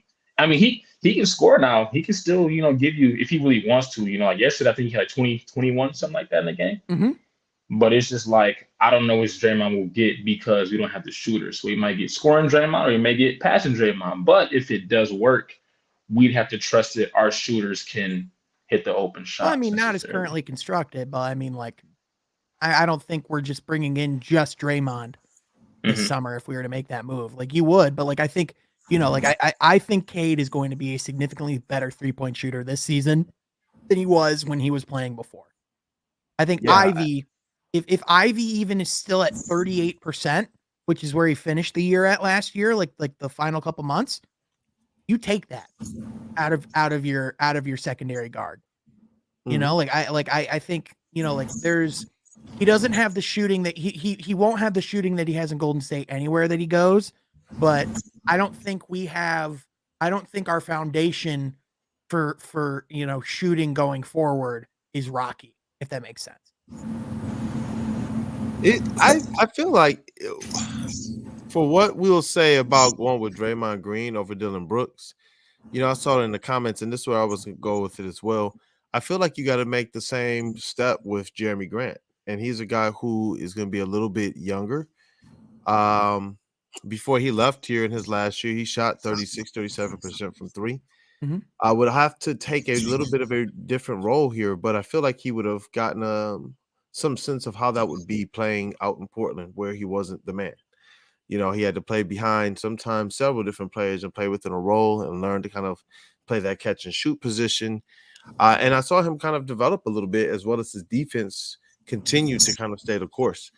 When he left here, that was one of the biggest things of our platforms across kind of all of our pods is, are we underestimating the loss of Jeremy Grant? And we believed at the time that we needed somebody who could help spin things on offense. And we wound up flipping that and getting Duran in here, but getting Bojan to kind of be the direct replacement for Grant. And we saw that that was not the way. And so for everything that Draymond can be, I do agree he will still give something. He's still Draymond. I don't know how effective that would be, like Jalen said, on the basketball part of things. Like without shooters and his ability to facilitate, defenses will be able to play him differently. Similar to what they were trying to do with Cade. And I don't know if his offense is as elite as Cade's offense to kind of power through and push through at an efficient rate. So I don't know. Jerami seems to be the guy because I know that Draymond's going to cost a lot. And you're talking about pushing him further into those years. If he was going to give us any type of a deal, or if we knew for a fact that, let me put it this way: if we got Wemby, I would bring Draymond in this summer. I would say, oh, you know what, bring him in. If we drop, this is a summer that I would absolutely be like, you know what, I'm more in favor of like a Jerami Grant. That's kind of where my philosophy is. It depends on what phase of where the Pistons are at. For me. And I think that Draymond is more of a piece that you want to push your team in a playoffs of things. That's where you bottle up a Draymond and you can really use him. Over a regular season, he may be up and down, but in the playoffs where you can concentrate him, that's where I think he's best. Well, and I think where you can make that argument is like if you are looking at a young team that's looking to take that next step and make that push, like if we were to like want to push towards the play-in, like like what better veteran to push towards, postseason success than, the guy on the market who's had perhaps the most postseason success of anyone in this decade other than the guys that are on his team with him. Right. So, I think, and again with, I definitely, we all are Jerami Grant fans here, but there is also the realistic chance that he could go back to Portland and run things back for year 2 with Dame. That is a possibility. We still have no idea what Portland's doing in any capacity. But, I just if Draymond is the backup plan, it's not a bad backup plan. I'll say this much. I don't think Draymond's going to be back in Golden State next year. It'd be too expensive. No. Yeah, the way yeah. the And CBA is set up mostly if they don't win, man. If they don't win, he's not going back. Yeah. And it's gonna cost too much for them. So yeah, CBA has made it way harder to have they've made it very hard to have 2 max guys on your team. Like the Celtics, they're gonna have a hard time keeping Jaylen Brown and Jason Tatum. So let alone the Warriors being able to keep, Clay, Dre, and Steph like they used to. It's not gonna be as easy going forward. No, it's not. It's gonna be an interesting thing too. I'm looking at the fact that the Pistons realistically through the draft and in free agency and through the potential acquisition market, they're going to have a full menu to pick from as it relates to this 3-and-D market. And that's the one thing I'm no longer worried about. They're going to be able to fill that void with 1, 2, or 3 really, really, really good players. MTJ just made a really good point in the comments. He said, I just know Green would push Duran, make him learn the full game. And that just made me picture, can you imagine Jalen Duran having Draymond Green in his ear each and every night on the defensive end? I mean, I like it, but I think that Jerami Grant's just a better basketball player, and I'd rather have the better basketball player on the court, bro. I feel like Duran is going to get there. I don't think this is a either or conversation though. I'm just saying I'm not saying Draymond should be our target this offseason. I'm just saying the idea of Draymond in Detroit is I think there's more to it than people are giving credit for. That's all I'm saying. I think it's tantalizing. Oh yeah, I think any of those guys we're talking about right now, anybody who's going to push the Detroit Pistons forward a lot. Yeah, they're going to bring a lot as it relates to winning, defense, facilitating. Honestly, knowing how to play under pressure, knowing how to play with multiple defenders on you. Like these are things that those guys are going to bring instantaneously. Honestly, better than like when we talk about guys like Grant Williams. yeah, he can bring things, but it's not the same level of when we're talking about Draymond. When we're talking about Draymond and Jerami, we're talking about guys that we're comfortable with giving 25, 30 million a year to. Those are completely different guys. So yeah, and after this year, Grant Williams is gonna have to go find himself a place in a rotation somewhere before he can start getting a bag. I mean, it's a difference a season makes, brother. What a difference a year makes, man. Like this time last year, I was like, man, Jordan Poole and Grant Williams look awesome. And now I'm like, wow. Grant Williams and Jordan Poole are something. Sorry, Lexi. Hey, it's always gonna be a pool party for me. Hey, he got his bag. That's all that matters, right? He did. Yeah. You know what? He's a champion. So Yeah, he got his ring, he got his bag, he got his black eye, and now he's just not that good at basketball. That's an awesome cup. He's That was still young, crazy. man. He's gonna be good. He's At just gotta least get it he right. played good last night, man. He played good last night. But hey, guys, I gotta bounce actually. So I loved coming on and missed all of Alexi, you. it was good having you on. I'll be in touch with you though about Tuesday. Like, let me know. So Definitely. okay. That's great. All right. Hey, Thanks, it's great guys. having you on. Thank As you. always, See you guys. Lexi. Go blue, Lexi. Go Chuck- blue.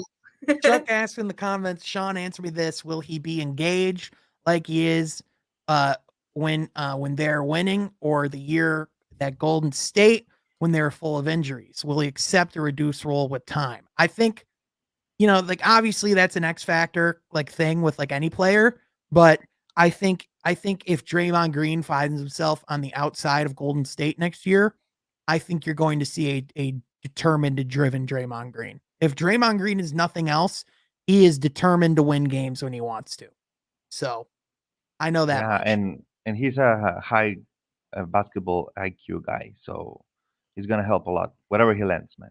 High basketball character guy too. Like there's the controversies, but like there's also like there's a lot of baggage that comes with Draymond. There's also a lot of good that comes with him too. Like he's one of the best leaders in basketball. 100%. 100%. I'm not saying we got to go make it happen. I'm just, again, like Jerami Grant's he is a guy that we've talked about a lot as a possibility. It's just Draymond's been brought up. I heard Bill Simmons say his name. I just think it's an interesting thought experiment. It'd be nice. It'd be nice for Detroit. I mean, we'll embrace him for sure. The Michigan dude, gritty. I mean, I love what comes with Draymond. I love the text. I'm not gonna lie. I love the text. I love the I don't care who you are. Like, I'm gonna still talk my stuff. Like, we need that here. We haven't had an enforcer like that. She was like that. I was just about to say, man, he does give me some Sheed vibes. He really does. He'll sacrifice a tech for a game. Get 2 techs to get kicked out. He'll sacrifice 1. So, I think it'd be nice. It's a fairy tale, but if it happens, oh boy, it'd be nice. I think it's honestly more plausible than a fairy tale. I really do. I don't think that, you're looking at a team that has a lot of cap space. You have a team that, Draymond has already come out and stated, yeah, I wouldn't mind. He even used them in leverage in his last deal. He used the Pistons, and he wasn't just using them. He was seriously like, hey, I'm going to go back and play for the Pistons, and got that deal. I think he's very comfortable with that. I believe the team is set up in a very, very good way with some young players where if Draymond comes here, I don't believe that it's a one-of-one situation. I believe that Draymond would probably reach out to 1 or 2 other people, not like crazy stars, but some veterans that we can run with Cade, Ivy, and Duran and Stu and these guys and really make something work. Right. Something like that is dope. I could get behind something like that. Like I like Draymond. Right. I like him here. Right. But best case scenario is probably Jerami Grant or Cam Johnson. But I don't, like you said, Jerami Grant, I think that the bidding for him is going to get crazy. The more and more that I keep sitting back and thinking about it, the stats went stupid, man. How did his stats improve? Like that, I don't understand it. And then when you think about the money that they were already trying to offer him and he turned it down and they all said, yeah, we know he's going to get more. What is it? What are they about to pay Jerami Grant? Because I keep sitting there saying 30, 35. Rod was like, add $5 million. Are you comfortable with adding another $5 million? Yeah, he's going to get around. About to get? If he's not going to get max money, he's going to get close to it. Like like he like when you talk about when we talk about the definition of value in the modern NBA, like Jerami Grant is everything you want in a player on your roster, from character to basketball acumen to, you know, his like his ability on both sides of the court. I know people are getting so annoyed with him, you know, being the number one option offensively, but I'm telling you, if he's your number 3 option or your number 4, or if we get Wemby somehow your number 4 or 5 option, you're gonna adore him in that role. Yeah. Because like I think what you saw in like, because you know, you talk about how his numbers got better because I think like his numbers got better when he went to Portland, right? And I think a big part of that Kool-Aid was because in Detroit, I think you saw Jerami, like in particular in his second year, get more comfortable when Cade was in the lineup, and when, you know, like when those guys are really getting in a role, that's when Jerami was playing some of his best basketball. The reason why the team was winning.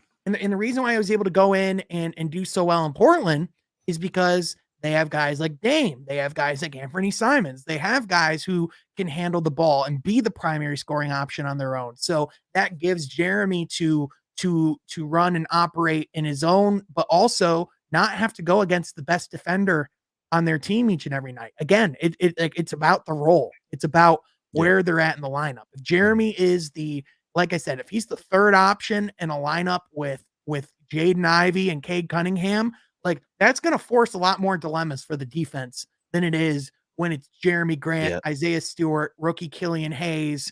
It's just inherently different. And you mean pre-stretch too? Because now when you're the 3rd option and the ball's in your hand, and you don't just have, Ivy can shoot on catch and shoot. Not just pure adrenaline Stu, where he just came in and just catch and shoot. Yeah, where he just banged into people and that was his game. Yep. Yeah. And my dream, honestly, with Draymond or Jerami Grant, the more that I keep thinking about this, I keep feeling like Draymond might cost $10 million a year less than Jerami Grant. I don't know. I don't know how the market is going to play out. I keep hearing crazy things with Jerami Grant. Just when I kind of talk about it with some people, I don't know what it's going to be. Draymond becomes very, very attractive, but I think we do have enough shooting. I often curb kind of Bojan and Alec Burks. I don't think we talk enough about the improvements that some of these guys did make and the fact that they're going to go out this summer and look for it. You know, depending on the pieces that they add, Draymond at the very minimum is going to be somebody that would be a very attractive and very beneficial. Like this team needs chemistry fast. Yep. Draymond's a cohesion piece. They need chemistry very fast. He's not punching people. Huh? If he's not punching people. Look, bro, I don't know what happened with that Warriors team, but their trajectory changed after that. But, well, who knows? You know, that I don't know what. Look, I do. I believe that from just a cohesion standpoint, they got to get it fast. This team can't start off the season slow and then have we picked it up in the second half of the season. Even though we know it takes time to get chemistry. So what do you do to jumpstart that? Yeah, Draymond is a guy who's going to at least kick people's tails for the first half of that season. Yeah, this team can't start out like 5 or like 6-14 or 7 or like 7-13 and expect to be right there, you know, in the play-in race right at the end. You know what I mean? Like you got to I think you got to start out as close to 500 as it's still possible, but like if you start out and you lose like 5 of your first 7 or 8 of your first 10 in particular, it's like that's when it can get a little more dangerous. Yeah, we saw with this year, like that bad stretch that began that just, you know, curtailed into cluster. Bro, you know what? The more I keep thinking about it, just from like X's and O's basketball standpoint, I'm like, all right, if I was on the court with Draymond, how would this look? Bro, can you imagine the defense starts to double team Cade, right? He was one of the most clutch players in college, came out, was one of the most clutch players in his rookie season, one of the most double team players in college and in his regular season as a rookie, right? Can you imagine he gives the ball up to Ivy? Ivy does a pick and roll with Draymond. He dishes it up to Draymond, who's pick and pop. And he has the ability to pump fake and literally dish to Bojan, Ivy, Cade, or Duran. That's what I'm saying, man. Like you, and on top of that, the amount of different varieties you can do, like with how you run your offense, the amount of off ball action that opens up for Cade and Ivy, the amount of stuff you could do with him and Duren and the pick and roll too, like Draymond, like you talk about, like Draymond is a top 5 playmaker in basketball. Yeah. Top 5. And I think we might see that happening, guys, if Jaron Collins stays as head coach. See, So, she'd be number 4 on this squad, though. yeah. No, I'm just playing. I mean, if Jaron Collins came in, that would certainly be another familiar face. Well, wait. Another, So you talking about Draymond, Wiseman, and Jerami Collins? Who else from the Warriors are we taking? Who's next? I mean, hey Steph, if you want to come on over, I mean, hey, like you can play with Cade and Ivy. Like, well, like we can run a 3-guard. That'd be a 3-guard lineup I'd be open to. Bro, we'll trade a 2nd round pick. I think that's fair. Steph Curry for a 2nd round pick. Who says no? Who says no? Who says no? Put it in the trade machine. See what comes out. Bro, we don't talk about that enough. Cade was like literally tying Michael Jordan in records, bro, injured with a fractured one leg. Yeah. Fractured shin, bro. Like we don't talk about that enough. This guy was a consensus #1 overall pick on a bad wheel. Bro, he was getting double teamed by everybody. He was one of the most clutch players in the whole NBA. Wait, we lost that guy. Like I'm just sitting there like, sheesh.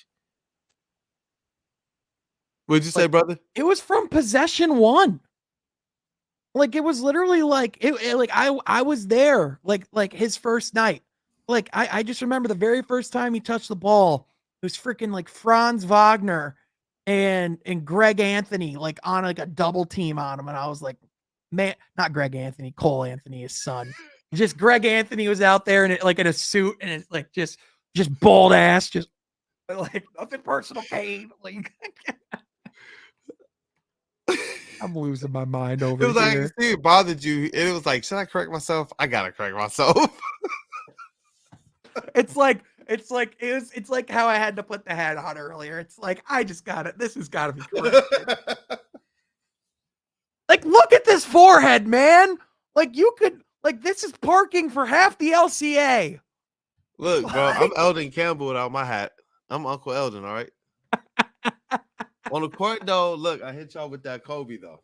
Kool-Aid, you're the only one that has a bigger forehead than me, but your forehead's just your head. Listen, bro. Look, man, my kids, they got the locks. And we be like, yo, man, you got good hair. You got good hair. I told my daughter, you have such pretty hair. And she's young, and she's about to turn 7. She looks up at me. She's like, Dad, you have a pretty head. I was like, thank you. Thank you. You know, y'all took it off. Thank you. I appreciate the thought, baby. You have a beautiful noggin. I was like, boy, man, at least they thoughtful, man. At least they thoughtful. They tried. I love them. Oh my gosh. Oh man. But you know, I think got me on the Draymond thing, bro. I'm like, you know what?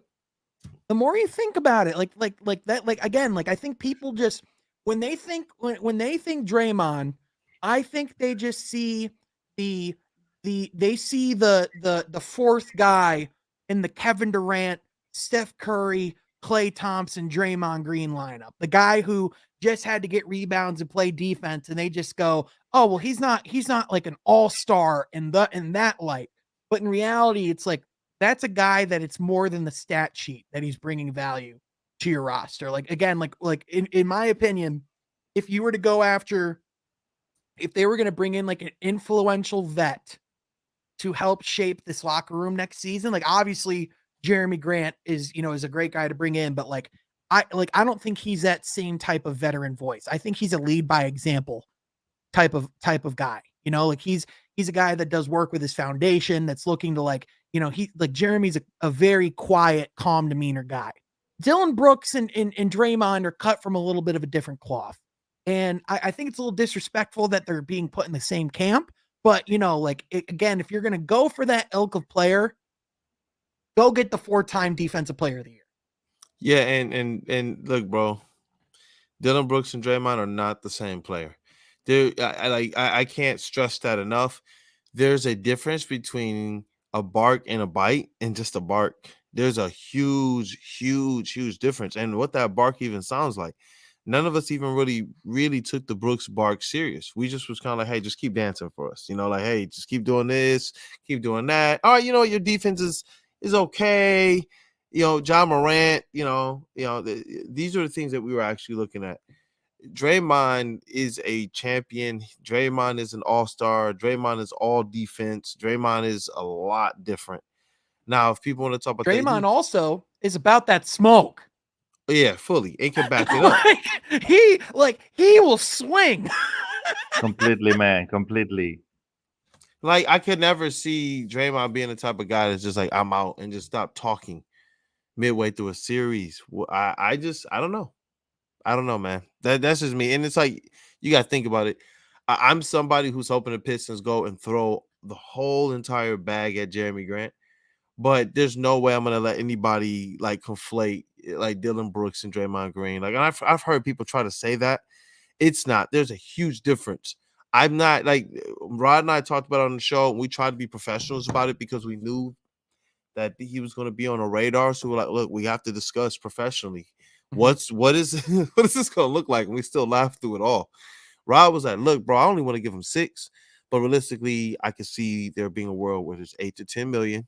He's getting what I think Rod said it was the 33 over 3 years. I think 11 million right now. Mm-hmm. We were looking at 8 being something realistic, and at that price for what he brings, if Cade and those guys are like, you're not coming here with that noise, then honestly, it's a good value. Though me personally, I'm not like you. What did you say? You're not touching it with a 50-foot pole? Yeah. For me, if we were to bring in Dylan Brooks, it would be like the only type of deal. Don't you feel dirty saying this right now?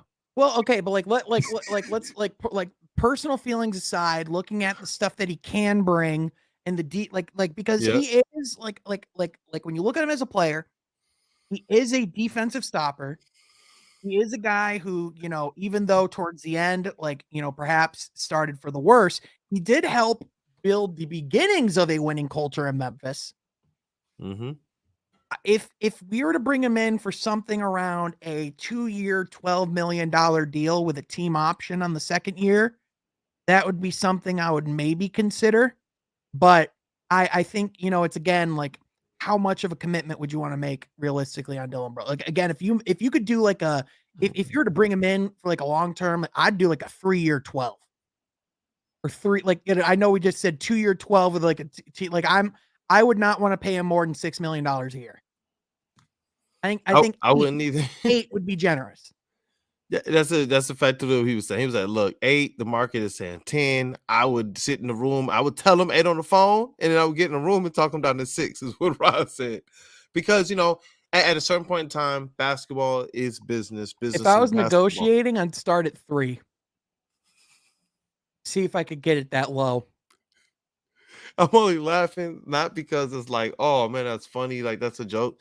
But it's just like, man, I don't know if I've ever been down on a player who could realistically help the Pistons. Like, let's be for real. He would help the Pistons. He could. But I just, bro, man, that whole aspect of culture and character, I can't do it. This is not like I don't have a problem with a player who's getting technicals and things like that and contributing as a part of the whole I think it's field and passion of the game. That wasn't passion. That was making yourself bigger than your team. And that's no, man, playing on teams. What we do, Sean, we already understand, bro. That whole people trying to make themselves bigger than the team. Come on, man. The DB change and I'm attracting attention to myself, the negative. No, you're not.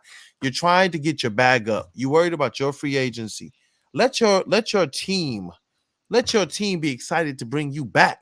Like the Warriors said, we'll break the bank for Draymond. We'll bring him back this one last time. Why was your team even willing to go and just say, we'll make you a modest raise? Like, I'm sorry, Sean. You go, bro.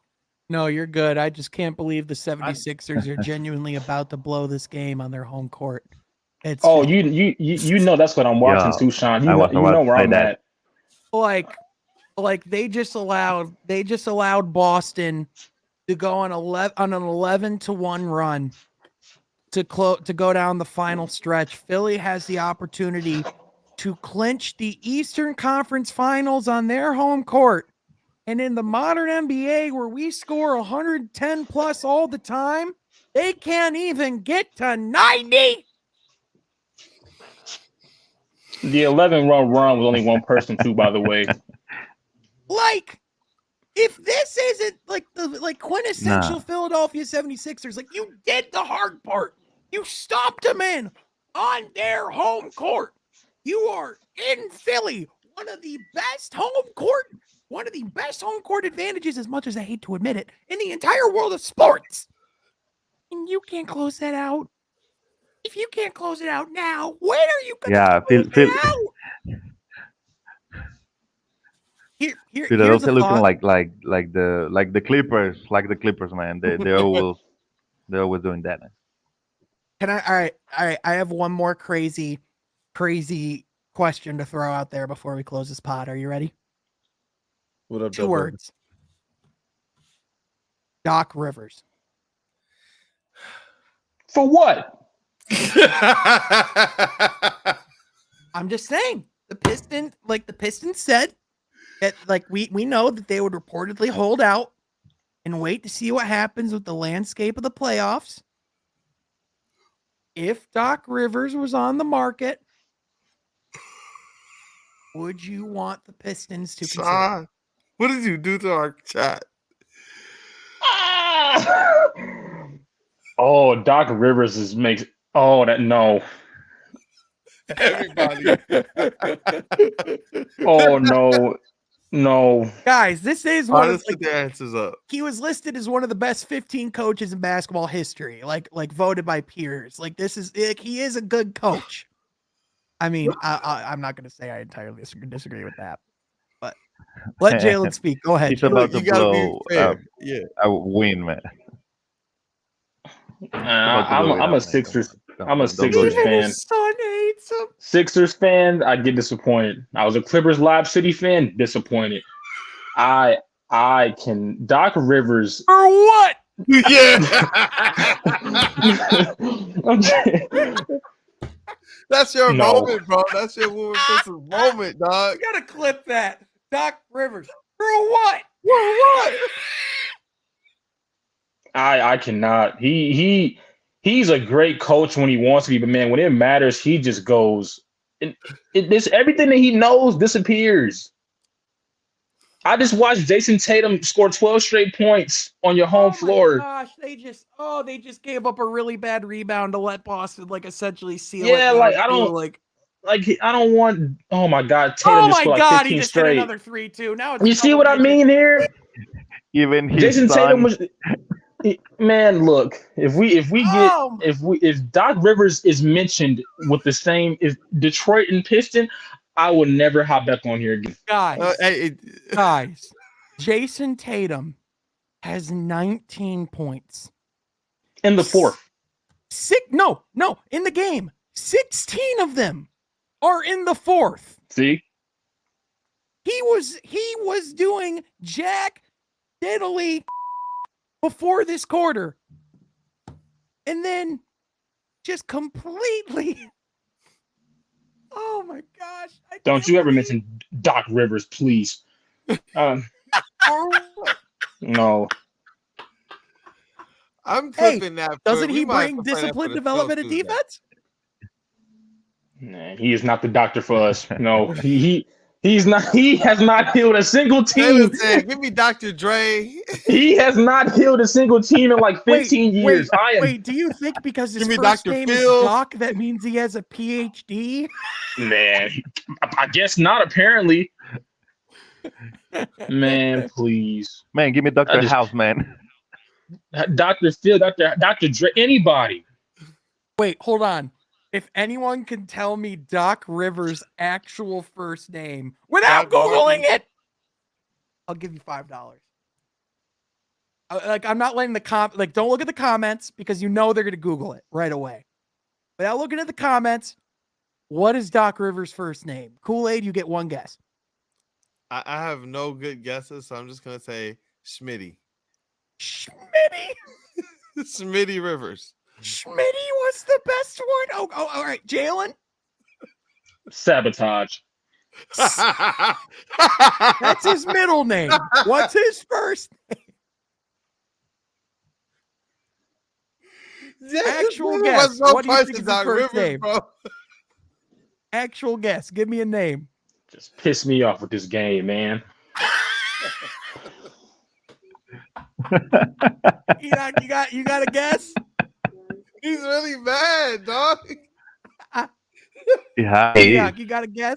Bro, we rehashed the horrible history of Pistons. We brought up his worst coach in of all his favorite teams. His name is Glenn, Jalen. It's Glenn Anton Rivers. I only know Glenn Robinson. He doesn't count. I'm a little upset. I'm a Philly fan, so what I just watched has me a little on edge right now. So I still don't like him, but not a chance. No. I mean, guys, if they lose Game 7 after that, Sean, I'm in disbelief. Bro, they don't want. No disrespect to Jalen, but I think they're gonna do, man. They're losing. They're losing the Game 7, man. No, trust me, I'm with you. I'm already. I know how this goes. Boston's gonna kill them Game 7. Watch. Yeah. Yep. It's incredible, man. Like for a franchise, I genuinely going into today, I was believing for the first time in the Philadelphia 76ers. For the first time in my life, I was drinking the processed Kool-Aid. Joel Embiid showed up. Ooh, let's see. I want to see James Harden's stats. Let's see what he did. Ooh.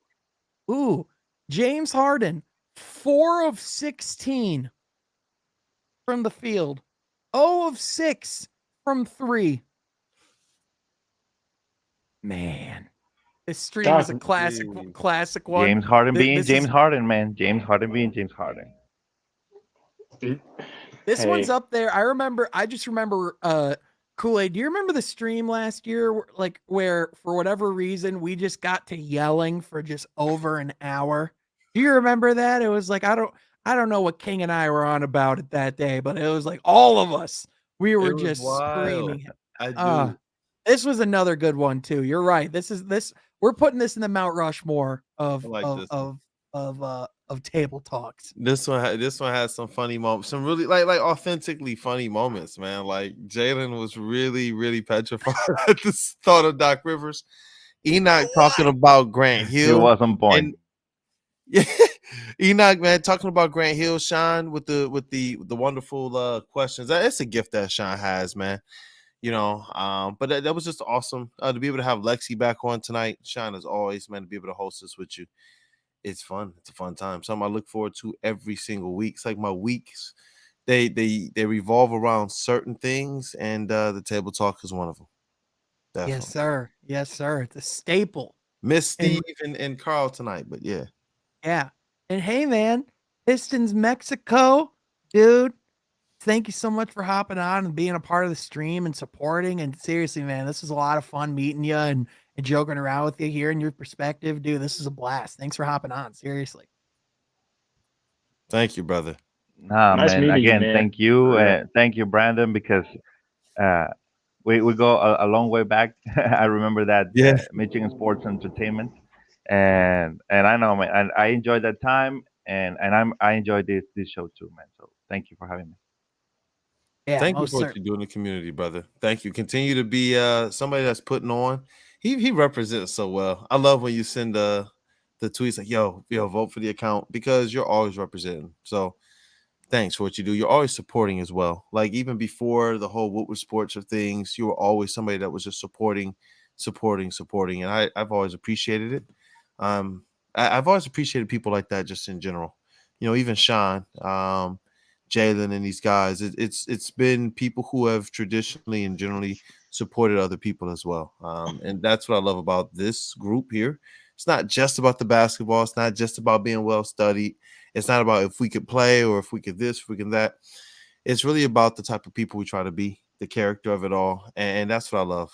I love that, man. The fact that I know, like, I'm comfortable. Like, Sean, we're about to get crazy, man. We're about to have a fun time with the draft lottery. I see somebody say what time. I'm trying to get this thing started at 7:30 on Tuesday. Yeah.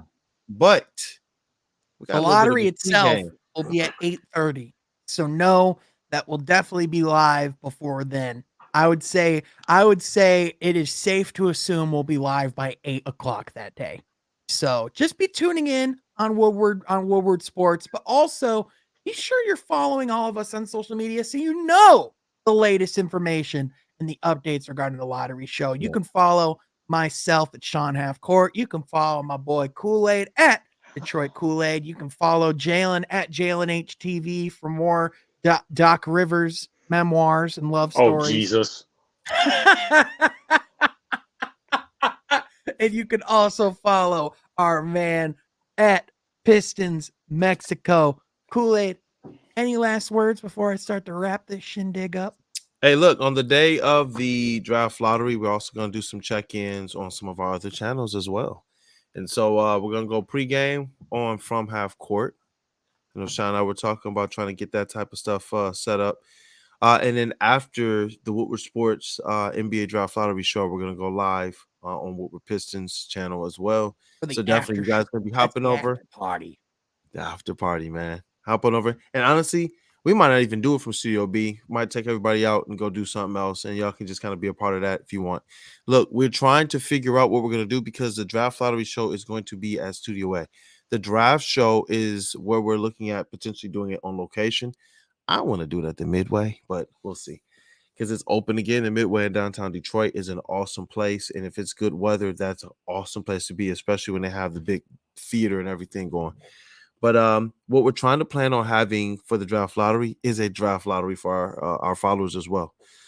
So if we can get it approved in time, a certain amount of people, you'll be able to go register on woodwardsports.com for a potential opportunity to be able to be selected for a spot in studio while we're recording. So, Sean, you know that glass office that's kind of right off the Studio A?